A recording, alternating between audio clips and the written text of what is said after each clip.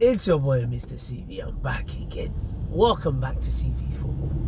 Sorry guys, I've literally totally forgot to do the Sevilla versus Arsenal match analysis after the game after it.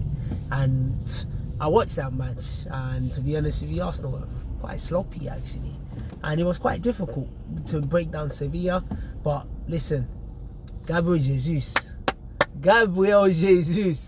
What a turn. What an absolutely amazing turn. Obviously, after turning those two plays, freed up Martinelli. And Martinelli obviously did the rest. Went around the keeper, did the rest. Fantastic goal. And that goal just came just on the stroke of half time, which obviously gave Arsenal that extra confidence to be able to go. And Sevilla as well. Decent play as well.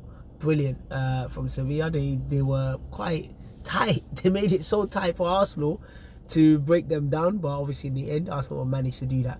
And then obviously the second goal from Gabriel Jesus. Wow, what a goal.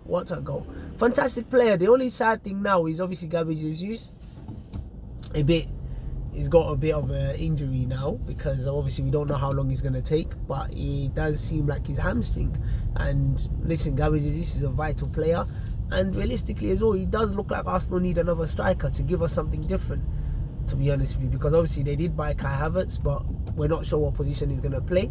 Sometimes he plays number 8, sometimes he plays box to box, sometimes they put him up front, sometimes he plays supporting striker or the false 10. So I think Arteta needs to define what position Kai Havertz is going to play, and then from there we can move on, because if he plays up front, then we might still need a striker, a clinical striker, but obviously he's not going to be someone that obviously is going to be a big name player that is going to be coming off the bench all the time. Maybe just a player that we know we can put the ball in the back of the net and also do that. But also we can also get a clinical striker, because Gabriel Jesus can play on the wings, left, right.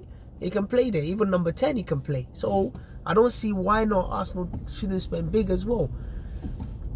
But and then obviously Sevilla scored their goal, which put a bit of pressure on Arsenal as well.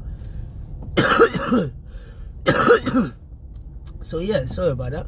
So when Sevilla scored, obviously that put a bit of pressure on Arsenal, and obviously Arsenal had to dig deep. And listen, we'll have to shout someone. Declan Rice, man. Listen, that guy was everywhere. That guy was immense. Absolutely brilliant. £100 million. £100 million is looking at £10 now, actually. And that's, trust me, that's a lot. We've played a lot for Rice, and trust me, he's a leader. Hopefully, could be future captain, but obviously right now Martin Odegaard is our captain. Unless something happens, then obviously I don't see that happening at this moment. But in the future, why not? Things happen. Raya in goal. I did in my last match preview, I did say that I would prefer if Ramsdale get given a chance, but I can't lie to you, Raya right now is not looking convincing. Obviously Arteta's come out to back him, to say, look, listen, David Raya, he's behind him, he's in his back, he's going to support him. But I'll be honest with you, if Raya keeps making his mistake, then Arteta has to stick to his words, because he said that he's going to treat the goalkeeping position like any other position. So, and if you're going to treat it like any other position, that also means if a player is not performing, then you have to have the guts,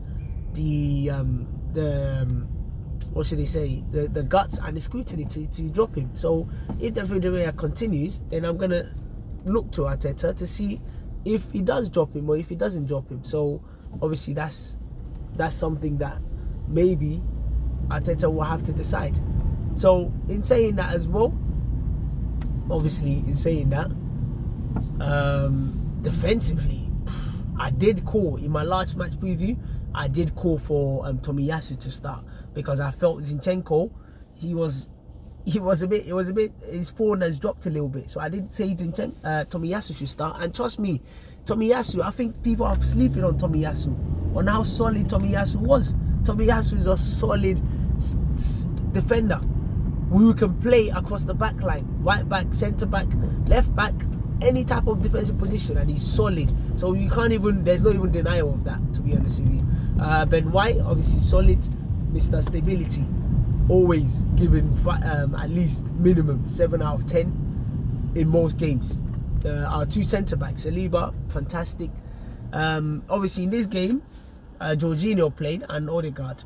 And Jorginho didn't really do too much, to be honest with you. But like I said, I already mentioned about Rice, fantastic player. And Odegaard, very quiet. I don't know what's happened to Odegaard. He looks like he's lost confidence, actually.